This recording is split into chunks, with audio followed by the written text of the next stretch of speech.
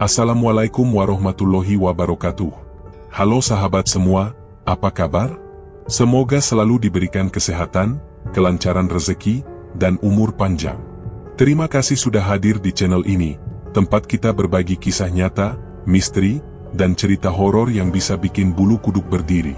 Sebelum kita mulai ceritanya, jangan lupa dukung terus channel ini dengan cara subscribe, like, dan share ke teman-teman kalian. Dan silakan juga tinggalkan komentar, absen dari kota mana kalian menonton, supaya kita bisa semakin akrab. Dukungan kecil dari kalian sangat berarti besar bagi kami untuk terus berkarya dan menghadirkan cerita-cerita seram yang mencekam. Sekarang, mari kita masuk ke cerita hari ini. Malam itu udara dusun Kemiren terasa berat. Hujan baru saja reda, menyisakan bau lembab yang menusuk. Misbah menggandeng tangan Utari masuk ke rumah peninggalan orang tuanya, sebuah bangunan tua berdinding bata dengan atap seng yang berderit ketika angin lewat. Di ruang tengah, lampu minyak berkelip redup, menambah kesan asing pada malam pertama mereka sebagai pasangan sah. Utari duduk di tepi ranjang kayu yang sudah dipenuhi bunga melati. Ia tersenyum gugup, pipinya masih merona setelah siang tadi dirias sebagai pengantin. "Kita tinggal di sini?" tanyanya pelan, menatap dinding yang mulai mengelupas. "Rumah ini sudah lama kosong. Sekarang milik kita," jawab Misbah singkat. Senyumnya tipis, seolah ada sesuatu yang disembunyikan. Saat tubuh mereka mulai berdekatan, tangan Misbah meraih pinggang Utari dengan gerakan kasar. Utari sempat terperanjat, tapi ia menuruti, mengira mungkin suaminya hanya canggung. Bibir Misbah menempel erat, lidahnya memaksa masuk, membuat napas Utari terengah. Ada panas yang seharusnya lembut berubah jadi tekanan yang menakutkan. "Pelan, Bah," bisik Utari sambil menahan, tapi Misbah justru menindihnya lebih keras. Dentuman suara ayam dari belakang rumah membuat Misbah tiba-tiba menghentikan gerakan. Ia berdiri, meraih kain hitam yang tergantung di kursi, lalu meninggalkan kamar tanpa penjelasan. Utari terduduk kebingungan, jantungnya berdegup cepat. Ia mendengar langkah kaki suaminya menjauh menuju dapur, diikuti suara berisik seperti benda jatuh. Utari memberanikan diri keluar. Di dapur, cahaya lampu minyak temaram memperlihatkan lantai yang basah. Matanya membelalak saat melihat ceceran darah segar mengalir dari ember kecil. Seekor ayam tergeletak dengan leher tergorok. Misbah menoleh, wajahnya dingin tanpa penyesalan. "Untuk apa ini?" suara Utari gemetar. "Urusan laki-laki. Kau tak perlu tahu," jawab Misbah singkat, lalu menutup ember itu dengan kain kotor. Ia berjalan kembali ke kamar seolah tak terjadi apa-apa. Utari berdiri terpaku. Tubuhnya bergetar, bukan hanya karena jijik, tapi karena firasat buruk yang tiba-tiba menguasai pikirannya. Malam pertama yang diidamkan berubah menjadi malam penuh tanya. Ia kembali ke kamar, namun Misbah hanya terbaring dengan mata terpejam, tak mengajak bicara, seakan-akan semua yang ia lihat barusan tidak pernah terjadi. Menjelang tengah malam, suara ketukan keras di pintu depan membuat Utari terlonjak. 3 kali hentakan, berat dan tegas. Ia menatap Misbah yang masih diam di ranjang, pura-pura tidur. "Bah, ada yang mengetuk," kata Utari dengan suara panik. "Diam.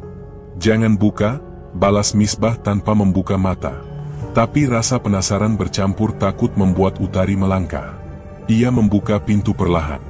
Angin malam menerpa wajahnya, dingin menusuk. Tidak ada siapapun di teras, hanya bekas ceceran darah segar yang membentuk garis menuju halaman gelap. Utari menahan napas, tangannya gemetar memegang daun pintu. Ia buru-buru menutup kembali, tubuhnya lemas hingga harus bersandar di dinding. Ketika ia kembali ke kamar, Misbah menatapnya dengan sorot tajam. "Aku bilang jangan buka." Suaranya keras, membuat Utari tersentak. "Aku takut, Bah. Ada darah di luar," jawabnya terbata. Misbah tidak peduli. Ia meraih lengan Utari, menariknya ke ranjang. Tubuh Utari ditindih paksa. "Diam. Kau istriku. Malam ini kau harus menuruti aku. Jangan kasar, Bah." "Aku lelah," rintih Utari, namun Misbah tidak berhenti.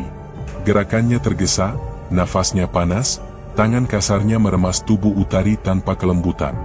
Setiap sentuhan bukan lagi tanda cinta, melainkan kepemilikan. Utari menggigil, air matanya mengalir, tapi tubuhnya tidak bisa menolak sepenuhnya. Perasaan sayang yang tadi sempat tumbuh seketika berubah jadi rasa takut dan trauma. Ia merasa dirinya bukan lagi istri, melainkan benda yang dipakai sesuka hati. Lampu minyak di meja bergetar, cahayanya meredup hingga bayangan tubuh mereka terlihat samar di dinding. Suara Misbah mengeram, bercampur dengan isak Utari yang tertahan. Malam yang seharusnya menjadi awal kebahagiaan berubah jadi luka pertama dalam rumah tangga mereka. Utari menutup mata rapat-rapat, berharap semua cepat selesai. Namun bayangan darah di lantai dapur dan ketukan pintu tadi terus terbayang, menghantui setiap hembusan napasnya. Tubuhnya menggigil, bukan hanya karena dingin, tetapi karena rasa ngeri yang tidak bisa ia pahami. Ia merasa ada yang salah dengan rumah ini, dengan suaminya, dengan malam pertama yang penuh rahasia. Dan ketika akhirnya Misbah terlelap di sampingnya, Utari hanya bisa menatap langit-langit kamar yang suram, dadanya sesak, matanya merah basah. Ia tidak tahu apa yang menunggunya esok, namun malam itu saja sudah cukup membuatnya merasa terperangkap. Utari masih terpejam dengan mata sembab. Malam pertama yang penuh luka itu belum hilang dari ingatannya. Tubuhnya masih sakit, hatinya pun berat. Ia ingin tidur untuk melupakan semua, namun rasa sesak membuatnya gelisah. Saat terlelap, ia bermimpi aneh. Dalam mimpinya, perutnya terasa kaku lalu terbelah, dari dalamnya keluar tangan hitam yang kasar. Tangan itu meraih janin yang belum lahir, menariknya sambil terdengar tawa kecil yang mengiris telinga. Utari menjerit, namun suaranya lenyap di udara. Ia terbangun dengan napas terengah. Keringat dingin membasahi pelipisnya. Malam masih pekat, hanya lampu minyak di sudut kamar yang menyala redup. Ia menoleh ke sisi ranjang, Misbah tidak ada di sampingnya. Rasa penasaran membuat Utari bangkit. Tubuhnya yang masih lemas dipaksa berjalan pelan. Dari bawah ranjang tercium aroma bunga bercampur asap kemenyan. Ia jongkok, lalu melihat sesajen tersusun, bunga 7 rupa, bara kemenyan yang masih mengepul, dan secuil kain merah yang dilipat. Jantungnya berdetak kencang, tubuhnya membeku. "Bah, ini apa?"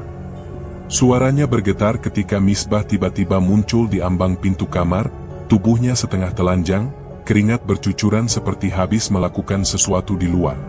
Misbah menatapnya dingin. "Kau tidak perlu tahu. Itu untuk keselamatan kita." "Untuk keselamatan? Mengapa harus di bawah ranjang kita? Mengapa ada kemenyan?" Utari menahan tangis. Misbah berjalan mendekat, menunduk hingga wajahnya sejajar dengan Utari. "Anakmu, Tar. Anak kita itu sudah dijanjikan. Dia bukan lagi sekadar anak. Dia tumbal. Dan dengan itu, hidup kita akan berubah." Utari terhuyung, matanya membesar. "Tumbal? Kau gila, Bah. Itu darah dagingku, bukan untuk permainanmu." Misbah menghela napas berat, lalu mendorong tubuh Utari ke ranjang. "Diam. Kau pikir aku lakukan ini tanpa alasan? Kau tak tahu betapa miskinnya aku, betapa hina aku di mata orang. Dengan ini, kita bisa punya segalanya." Air mata Utari mengalir deras. "Aku tidak mau, Bah. Aku tidak rela anakku diperlakukan begitu. Hentikan ini." Tiba-tiba Misbah menindih tubuhnya dengan kasar, bibirnya menutup mulut Utari untuk membungkam teriakannya. Tangan Misbah meraba tubuh istrinya, meremas keras seakan ingin menunjukkan kuasa. Utari berusaha menolak, menendang, tapi tubuhnya terlalu lemah. Perasaan sakit bercampur panas, membuatnya tak bisa membedakan apakah ia dipeluk atau disiksa. Napasnya tersengal, dadanya naik turun, dan air mata membasahi pipi. "Bah, tolong jangan seperti ini," rintihnya di sela isak, namun Misbah tidak berhenti. Cahaya lampu minyak bergetar, bayangan mereka terpantul di dinding. Suasana kamar berubah menjadi tempat yang menyesakkan. Utari merasa tubuhnya bukan lagi miliknya. Ia pasrah, namun hatinya berontak. Dalam keadaan itu, tiba-tiba ia mendengar suara kecil yang lirih, mirip tawa anak-anak. Suara itu berasal dari perutnya sendiri. Utari menegam, matanya melotot. "Bah, kau dengar itu?" Suaranya nyaris patah. Misbah berhenti sejenak, menempelkan telinga ke perut Utari. Senyum tipis muncul di wajahnya. Mereka sudah datang. Mereka sudah menunggu, ucapnya pelan, seolah puas dengan yang ia dengar. Tidak, itu bukan manusia, itu bukan. Utari menangis semakin keras. Ia berusaha menepis kepala Misbah dari perutnya, tapi tangannya lemah. Perutnya berdenyut, seakan ada sesuatu yang bergerak liar di dalam. Suara tawa kecil itu terdengar makin jelas, berulang kali, membuat bulu kuduk Utari berdiri. Ia merasa tubuhnya tidak lagi berada di bawah kendali. Ketakutan bercampur jijik membuatnya hampir pingsan. Misbah bangkit dari tubuh istrinya, lalu berdiri sambil menatap ranjang dengan sorot mata aneh. Ini pertanda baik. Jangan takut, Tar. Kau akan terbiasa. Pertanda baik apa? Kau sudah menjualku, menjual anakku. Aku tidak kenal lagi siapa kau. Utari menjerit, suaranya pecah. Misbah mendekat, menempelkan jari ke bibir Utari. Jangan banyak bicara. Mulutmu hanya membuat mereka marah. Diamlah, dan turuti aku. Utari menggeleng, wajahnya penuh air mata. Tubuhnya gemetar, seakan semua kekuatan hilang.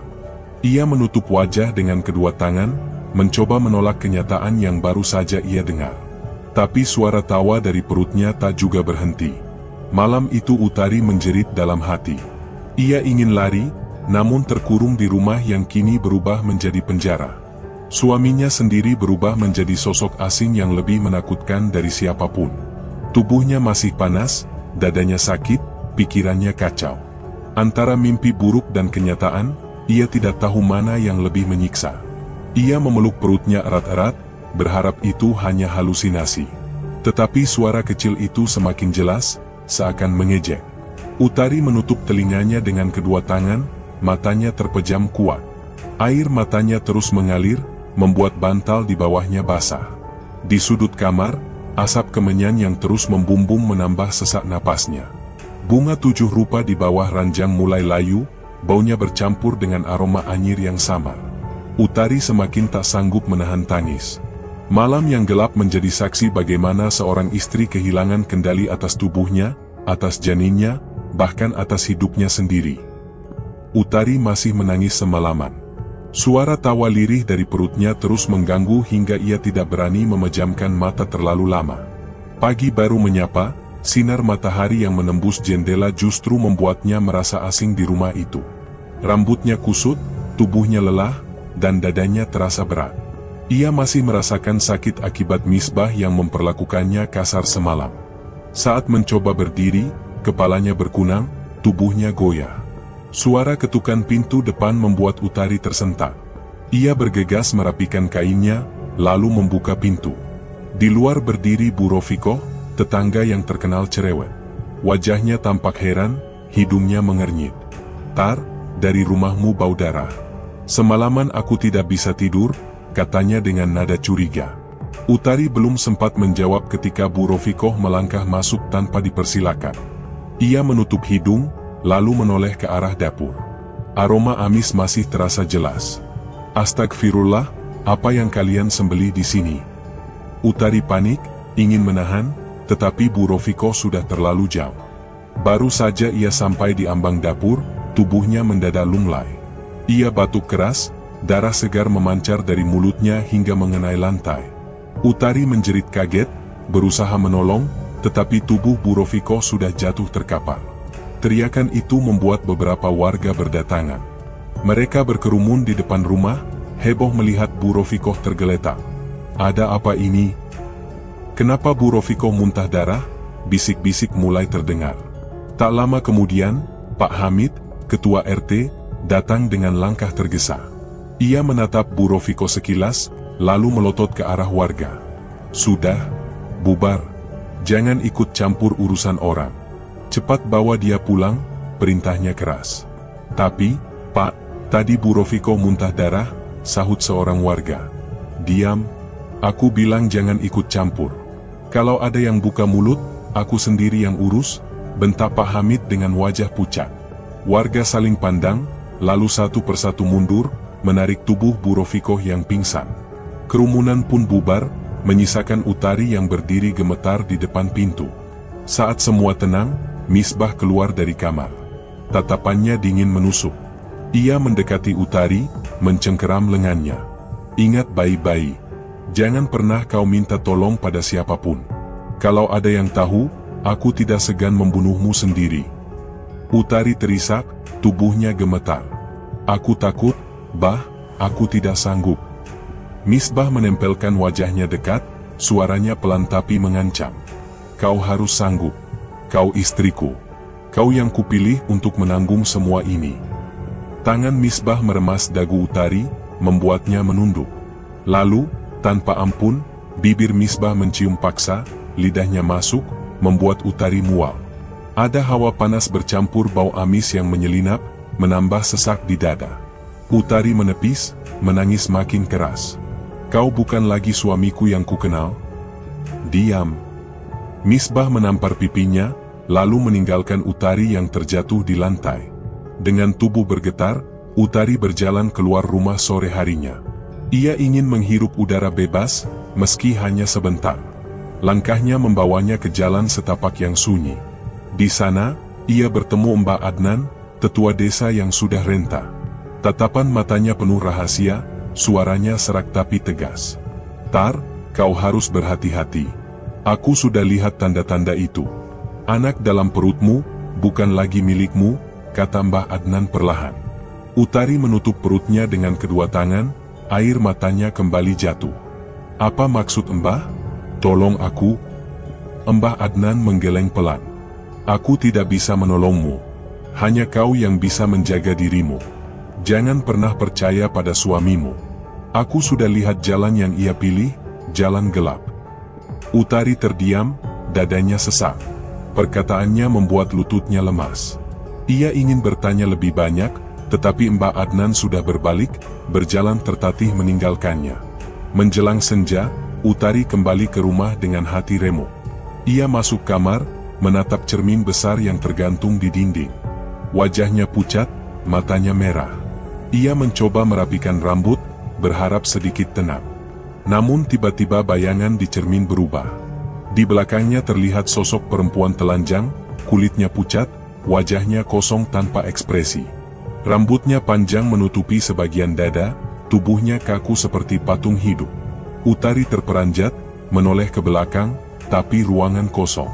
Saat kembali menatap cermin, bayangan itu masih ada, semakin dekat hingga seakan bisa meraih pundaknya. Utari menjerit tertahan, tubuhnya lemas. Ia terjatuh ke lantai, menutupi wajah dengan kedua tangan.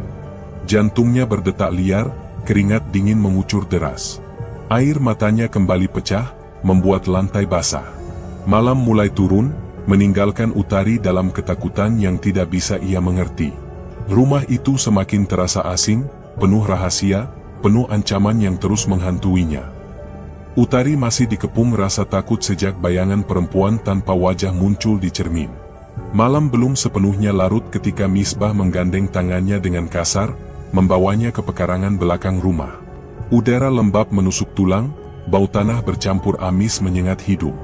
Di sana, seekor kambing putih sudah diikat pada batang kayu. Matanya liar, suaranya meraung, seakan tahu ajalnya sudah dekat. Bah, untuk apa kambing ini? Tanya Utari lirih, suaranya bergetar. Misbah tidak menjawab. Ia menajamkan tatapan, lalu meraih pisau panjang yang mengilap di bawah cahaya lampu minyak. Dengan satu gerakan cepat, ia menggorok leher kambing itu.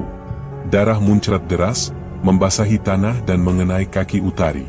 Perempuan itu menjerit, memalingkan wajah, lalu muntah di rerumputan. Lihat, Tar. Kau harus lihat. Misbah membentak. Tangannya menarik rambut Utari agar matanya tetap terbuka menyaksikan darah yang mengalir. Aku tidak sanggup. Jangan paksa aku. Utari menangis, tubuhnya bergetar hebat. Misbah mengikat kedua tangannya dengan kain hitam, menekannya agar tetap berlutut. Darah kambing terus disiramkan ke tanah, membentuk genangan pekat yang berkilat. Bau amisnya menusuk, membuat perut Utari semakin mual. Tiba-tiba tubuh kambing yang sudah lemas itu bergetar. Kepalanya terangkat perlahan, matanya terbuka lebar dengan sorot aneh. Dari mulutnya keluar suara lirih, mirip tangisan bayi. Utari menjerit histeris, Tubuhnya mencoba meronta, namun ikatan terlalu kuat. Bah, itu bukan suara kambing. Lepaskan aku. Aku tidak mau di sini, tangis Utari semakin keras. Misbah justru menatap puas, seolah suara itu adalah tanda yang ia tunggu. Inilah buktinya, Tar.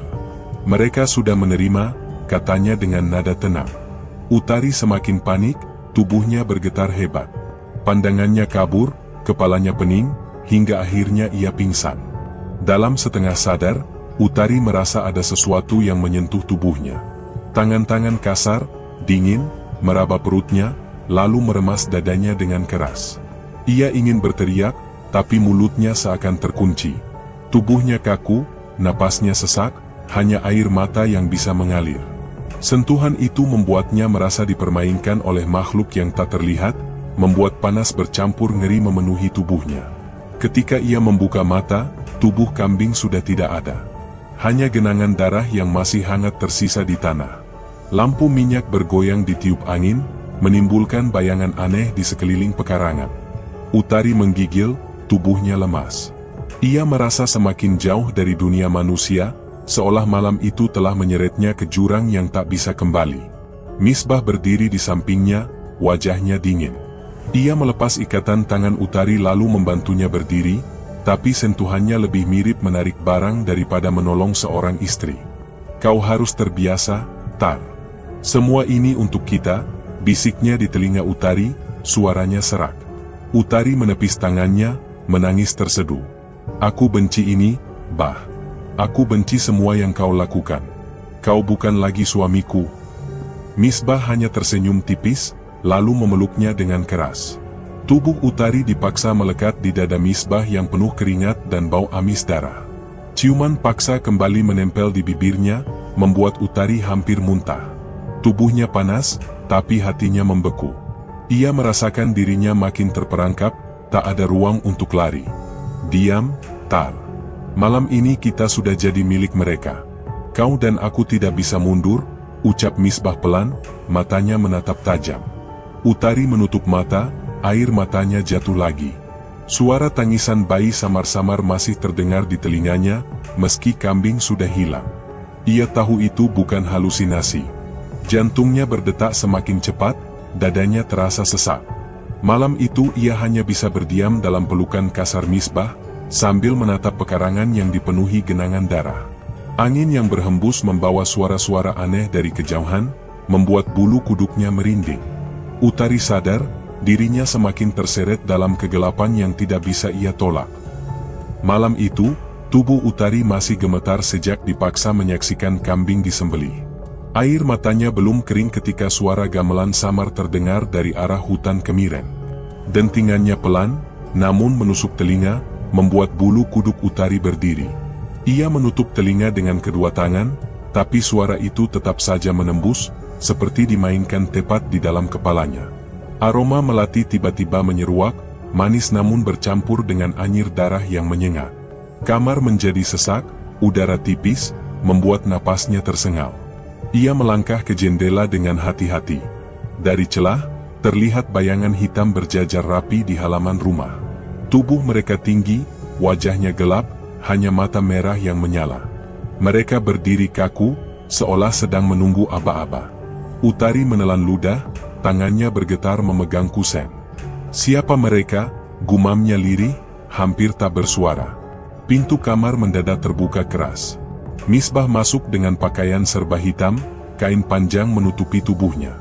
Di tangannya ada kendi tanah liat berisi cairan merah kental. Bau amisnya langsung memenuhi ruangan. Misbah menatap Utari tanpa ekspresi, lalu tersenyum tipis. Mereka penjaga. Mereka datang menjemput, katanya datar. Bah, aku tidak mau ikut campur. Tolong, hentikan ini, Utari memohon, air matanya kembali mengalir. Misbah tidak menjawab. Ia melangkah keluar rumah, menutup pintu kamar, lalu menguncinya dari luar. Suara langkah kakinya terdengar menjauh, diikuti gamelan yang semakin keras. Utari menjerit sambil menumbuk pintu. Bah, jangan kunci aku, Misbah. Suaranya pecah, namun tidak ada jawaban. Keheningan justru digantikan suara-suara asing dari sudut kamar. Bisikan lirih menyebut namanya berulang kali. Utari, Utari, tubuhmu, kami ingin tubuhmu. Suara itu datang dari segala arah, membuat tubuhnya semakin lemas. Ia memukul pintu dengan keras, berharap bisa keluar. Namun dari celah di bawah pintu, bayangan hitam merayap masuk, membentuk tangan panjang yang menjulur ke arahnya. Rambut Utari ditarik kasar, membuat kepalanya terhentak ke belakang. Ia menjerit, mencoba melepaskan diri, tetapi semakin ia melawan, genggaman itu semakin kuat. "Lepaskan aku! Jangan sentuh aku!" teriaknya panik. Bayangan itu semakin banyak, melilit kakinya, meraba pinggangnya. Sentuhan mereka dingin, menusuk, namun terasa nyata. Tubuh Utari dipaksa jatuh ke lantai, wajahnya menempel dingin di ubin. Napasnya terengah, dadanya naik turun cepat. Ia mencoba merangkak menjauh, namun tangan-tangan gelap itu terus menarik. Air mata bercampur keringat membasahi wajahnya. "Tolong, siapapun, tolong aku," bisiknya parau. Dari luar, suara Misbah terdengar samar, seperti sedang berbicara dalam bahasa asing yang Utari tidak mengerti. Suaranya tegas, sesekali disambut oleh gemuruh gamelan yang kian keras.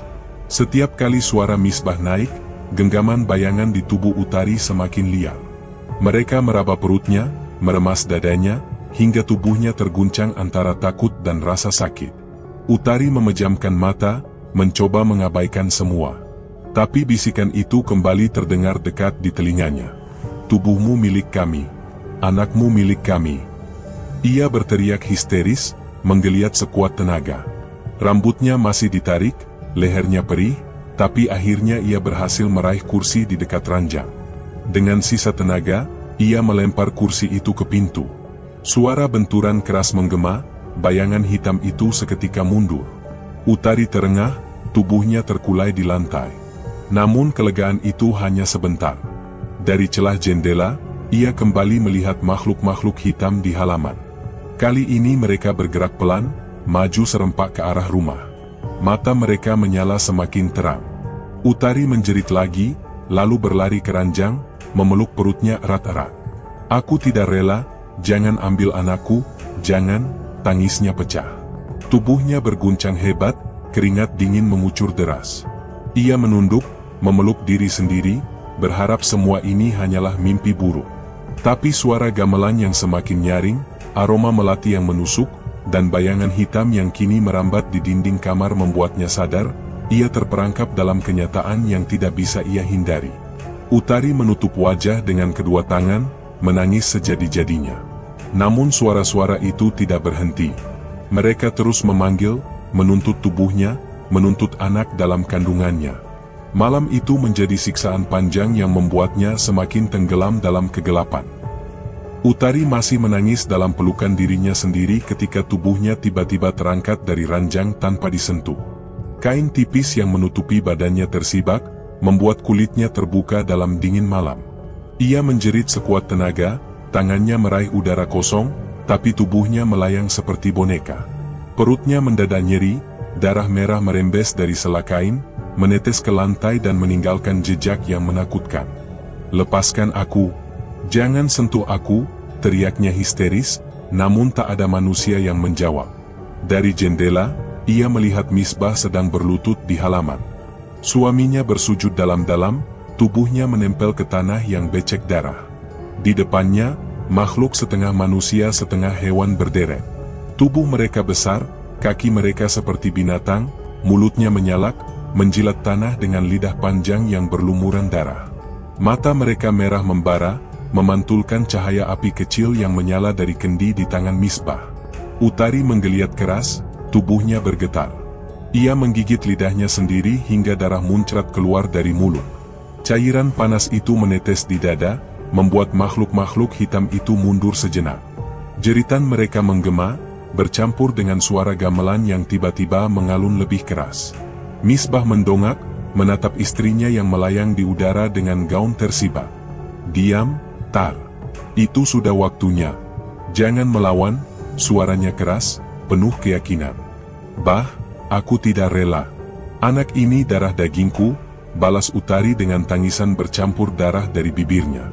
Makhluk-makhluk itu maju kembali. Mereka meraih kaki Utari, meraba pahanya, dingin dan kasar.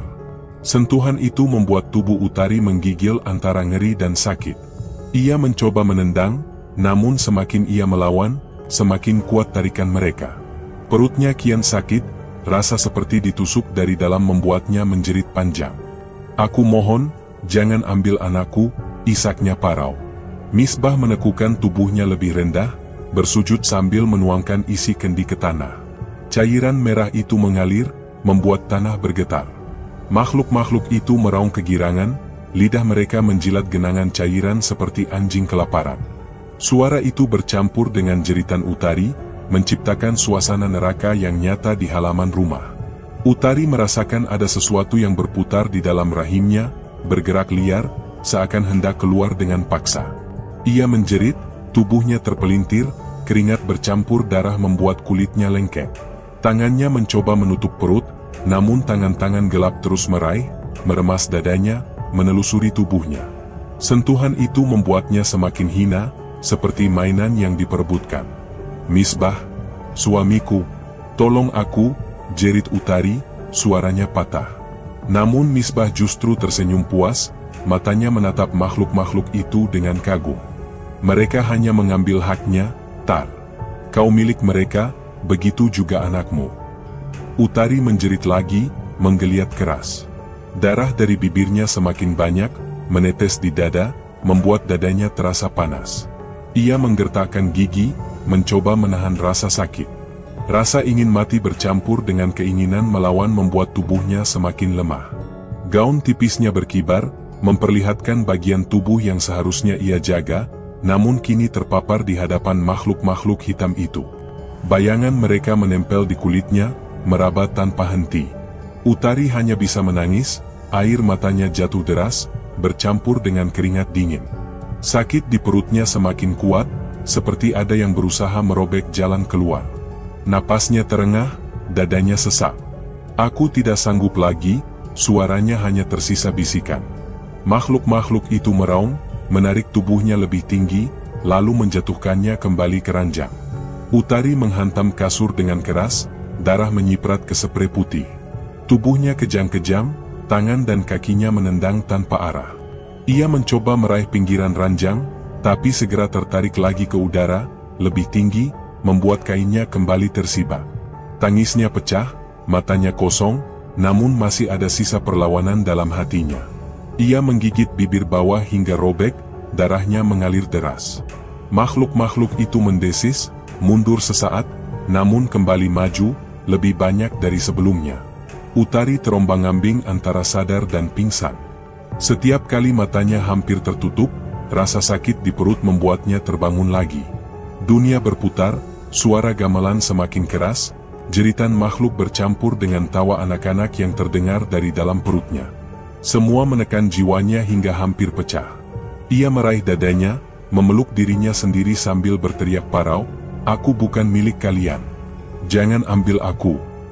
Namun tidak ada yang berhenti. Malam itu tubuh Utari terombang-ambing antara kesadaran dan kehancuran, antara perlawanan dan penyerahan diri. Darah terus mengalir, bayangan terus meraba, dan sakit di perutnya kian menggila. Jeritan Utari belum berhenti ketika ia melihat Misbah terseret oleh makhluk gaib ke arah kegelapan di halaman. Tubuh suaminya dicabik tanpa ampun, ususnya tumpah ke tanah, darahnya memercik liar. Suara Misbah teredam dalam raungan makhluk-makhluk itu, lalu lenyap.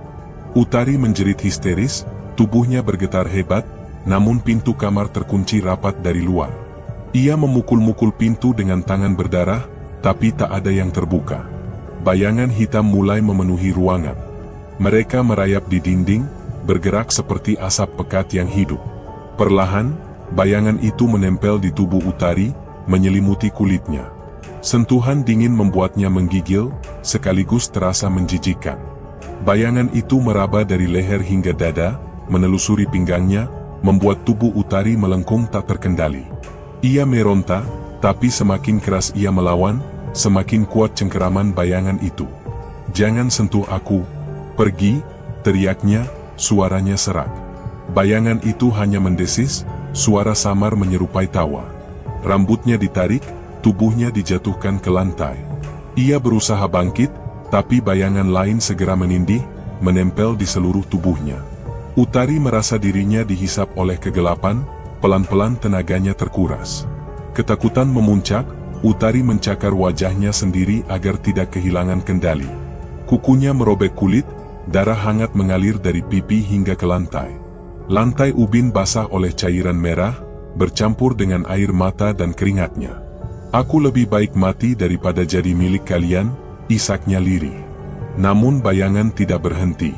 Mereka justru semakin liar, mencengkeram perutnya, meremas dadanya, membuat tubuh Utari terpelintir dalam rasa sakit dan ngeri. Sentuhan itu membuatnya jijik, namun tubuhnya tidak mampu menolak. Kain tipis yang menempel sudah robek, membuat Utari semakin merasa telanjang di hadapan kegelapan yang mengintainya. Dari arah luar rumah, samar-samar terdengar suara beberapa tetangga. Ada yang menjerit dari rumah Misbah, bisik seorang pria. "Tutup mulutmu. Jangan ikut campur, nanti celaka," sahut yang lain. Langkah-langkah mereka menjauh, meninggalkan rumah itu kembali dalam keheningan mencekam. Utari mendengar jelas, harapannya runtuh. Ia benar-benar sendirian menghadapi malam terburuk dalam hidupnya. "Kenapa tidak ada yang menolongku? Aku mohon," bisiknya sambil menahan sesak. Bayangan hitam itu semakin menekan, menyusup ke setiap celah tubuhnya. Utari menjerit lagi, mencoba menendang, tetapi kakinya hanya mengenai udara kosong. Tubuhnya ditarik ke ranjang, dilempar begitu saja. Dadanya naik turun cepat, napasnya tersengal. Bayangan itu bergerak liar, menindih, lalu menyerap panas tubuhnya hingga ia merasa kedinginan sampai ke tulang. Ia menutup mata, berharap semuanya hilang. Namun dalam gelap, ia masih bisa merasakan sentuhan itu. Dinginnya merambat, menjelajahi tubuhnya tanpa henti. Tangannya bergetar, berusaha menutupi dada, tapi bayangan itu menyingkirkannya dengan kasar. Utari menangis makin keras, tubuhnya kaku, sementara perutnya terus nyeri seolah ada sesuatu yang berusaha merobek jalan keluar. "Lepaskan aku! Jangan ambil anakku!" teriaknya, suaranya pecah. Bayangan itu hanya menjawab dengan suara berbisik yang menusuk telinga, "Kau milik kami, kau milik malam." Utari menggeliat, tangannya meraih pecahan kayu di samping ranjang.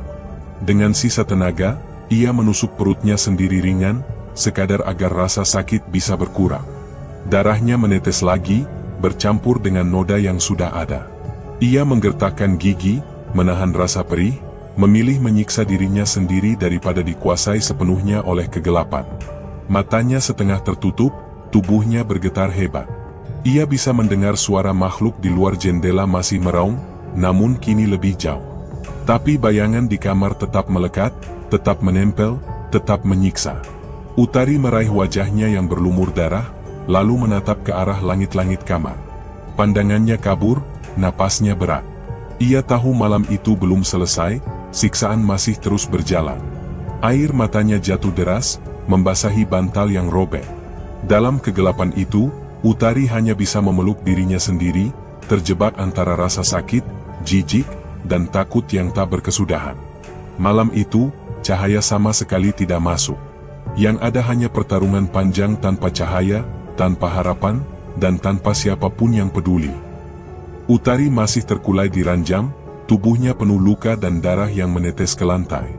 Jeritannya makin lemah, namun suara tawa makhluk gaib di sekeliling rumah semakin keras, bercampur dengan gamelan yang entah datang dari mana. Rumah yang dulunya sederhana kini berubah jadi tempat pembantaian.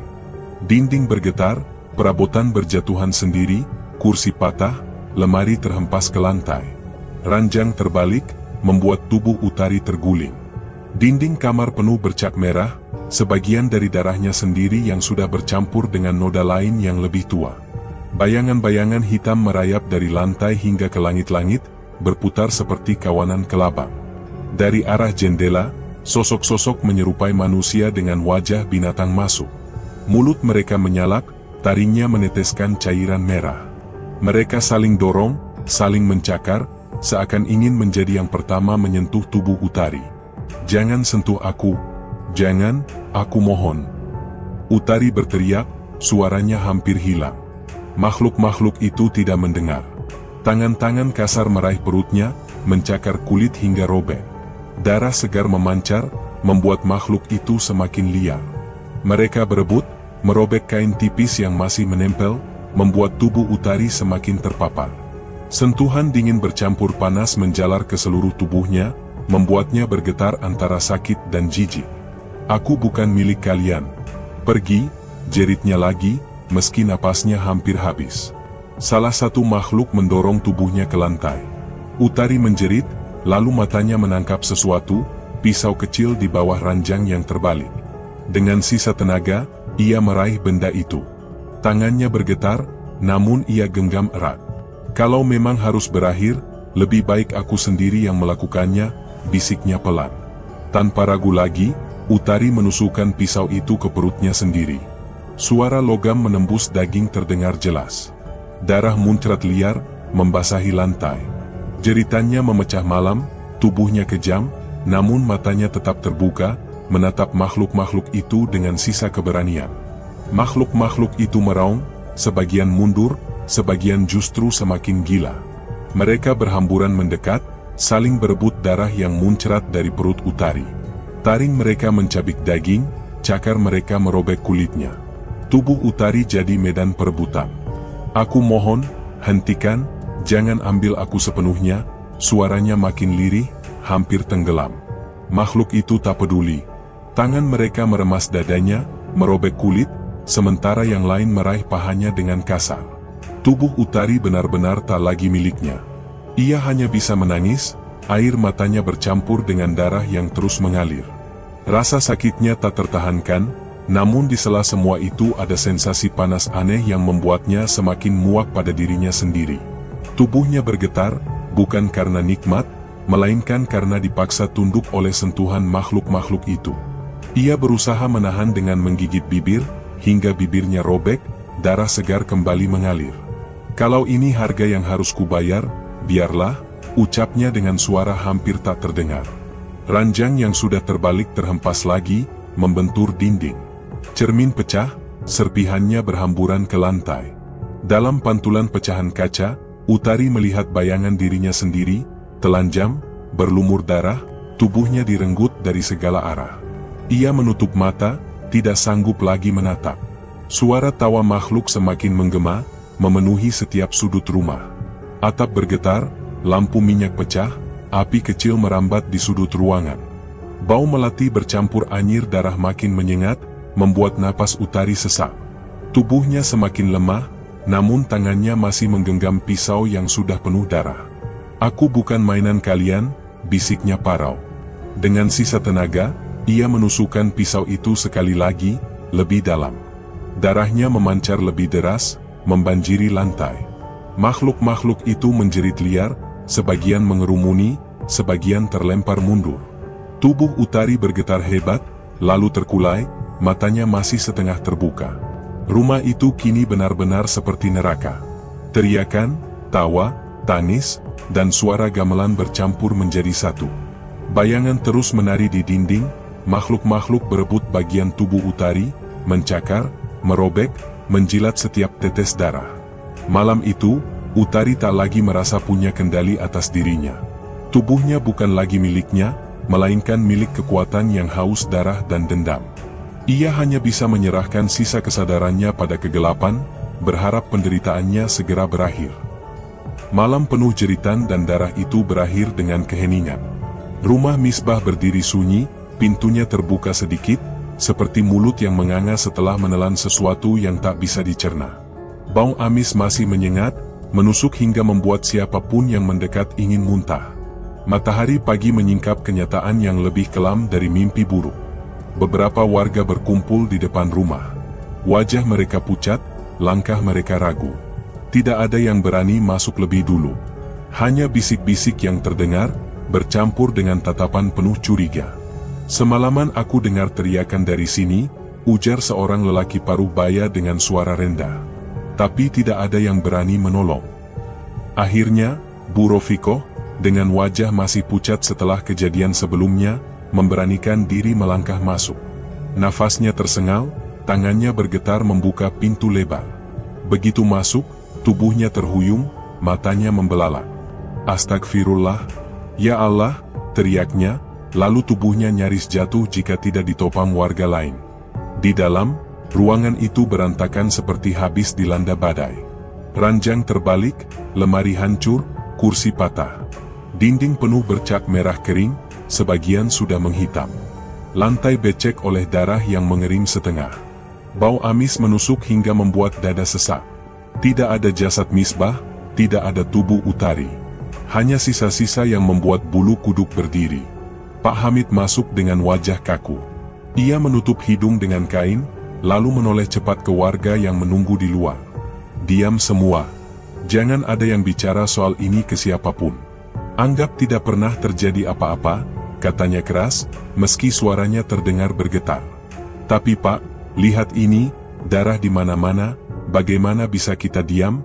Sahut seorang pemuda, wajahnya tegang. Kalau kalian sayang nyawa, lebih baik jangan banyak tanya. Ada hal yang lebih besar dari ini semua, potong Pak Hamid dengan tatapan dingin. Suasana semakin mencekam ketika seorang bocah kecil berteriak dari sudut kamar. Ada jejak kaki. Semua segera menoleh. Di lantai yang becek darah, jelas terlihat jejak-jejak kecil, seperti langkah anak balita, berjalan pelan menuju pintu belakang. Warga saling pandang dengan wajah ngeri. Bu Rofikoh menutup mulutnya dengan tangan, suaranya lirih. Itu, jejak bayi? Tidak mungkin. Seorang ibu lain berbisik dengan suara gemetar. Utari sedang hamil, jangan-jangan, kata-kata itu terhenti, tak ada yang berani melanjutkan. Jejak darah itu terus berlanjut, melewati pekarangan, menuju arah hutan kemiren yang gelap.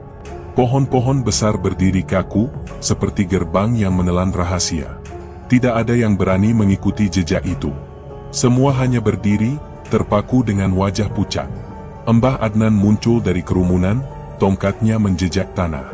Wajahnya muram, suaranya pelan namun tegas. Perjanjian itu sudah selesai, tapi harganya terlalu mengerikan. Pak Hamid melotot, Mbah, diamlah. Jangan menakut-nakuti warga. Namun Mbah Adnan hanya menggeleng pelan. Kalian boleh pura-pura tidak tahu. Tapi tanah ini sudah menelan korban. Jangan pernah kira bisa lari dari bayangan yang kalian biarkan hidup di sini. Warga terdiam, tidak ada yang berani menimpali. Matahari yang makin tinggi tidak sanggup mengusir dingin yang merambat di kulit mereka. Rumah itu tetap berdiri, tapi bukan lagi rumah pengantin baru. Ia berubah menjadi monumen ketakutan, saksi bisu malam yang penuh darah. Bu Rofikoh terisak, suaranya pecah. Utari, apa salahnya sampai harus jadi begini? Tidak ada yang menjawab. Hanya desah nafas berat, hanya mata yang terus menatap jejak kecil menuju hutan, jejak yang seolah tidak akan pernah bisa hilang. Dusun Kemiren diam. Tidak ada yang mau berbicara lebih jauh. Bahkan ketika matahari mencapai puncak, tak satupun warga berani membersihkan rumah itu. Semua memilih menjauh, menutup mata, menutup telinga, pura-pura tidak tahu. Namun dalam hati mereka, ketakutan itu terus tumbuh.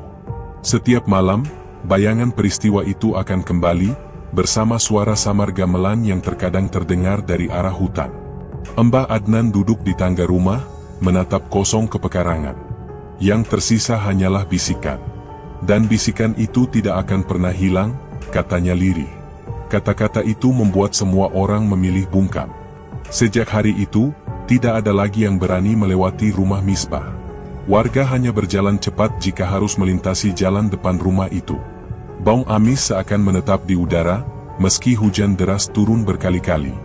Jejak kecil yang mengarah ke hutan Kemiren tetap menjadi tanda, menjadi misteri yang tidak pernah terjawab. Dusun Kemiren tidak lagi sama. Ketakutan menjadi bagian dari kehidupan sehari-hari. Dan di setiap malam yang sunyi, orang-orang berani bersumpah, mereka masih mendengar suara tawa anak kecil dari dalam hutan, tawa yang membuat dada terasa sesak, membuat hati gemetar, tawa yang menjadi pengingat bahwa ada perjanjian yang sudah ditutup dengan harga nyawa. Terima kasih sudah setia menemani kami sampai akhir cerita malam ini. Semoga kisah ini bisa menjadi pengingat, bahwa dunia bukan hanya tentang apa yang kita lihat, tapi juga tentang apa yang tak terlihat. Kami sangat berterima kasih atas dukungan kalian semua. Jangan lupa tinggalkan jejak dengan subscribe, like, dan komentar, agar kami terus semangat menghadirkan kisah-kisah seram yang lain. Ingat, setiap cerita selalu menyimpan makna, dan setiap malam bisa saja menyimpan rahasia. Sampai jumpa di cerita berikutnya, tetap jaga hati, jaga iman, dan jangan pernah berhenti percaya bahwa kegelapan juga punya suara. Wassalamualaikum warahmatullahi wabarakatuh.